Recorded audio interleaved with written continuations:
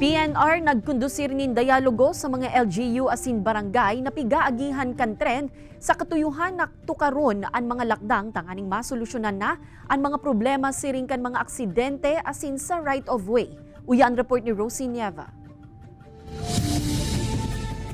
Pinunan ngunya na aldaw kan Philippine National Railways ang dialogo sa mga lokal na gobyerno asin mga barangay na pigaagihan kan tren sa Camarines Sur hasta sa syudad ni Legazpi. Iguanin anom na team gikan sa Metro Manila na sabay-sabay na nagbisita sa mga embweltong lugar nganing tukaron ang mga dapat gibuhon para malikayan na ang mga aksidente. Kabali sa mga tutukaron ang clearing operation kan PNR sa mga right of ways asin ang mga lakdang na dapat gibuhon sa mga apektadong pamilya.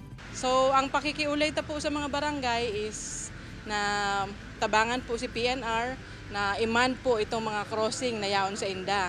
Kagwa pong mga saradit pong crossing, may mga darakula, and ang kaipuhan ta po dyan, si magbantay din si barangay tan po mga constituents nila ang naapektuhan ka aksidente. Sa barangay Kapuknasan, Milaor, Camarines Sur, pigkaulay naman subuot ka National Housing Authorities ang mga apektadong pamilya na harani o nasa laog na kan right of way kan PNR.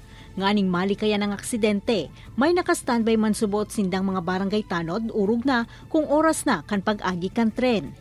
May pito pa lang ang tren, maggirilid na po ang mga constituentes na dyan. Tanganing mayo pong mangyaring disgrasya. Saka ito pong mga nagpa-park sa gilid kang riles, di po talaga sila magpararani.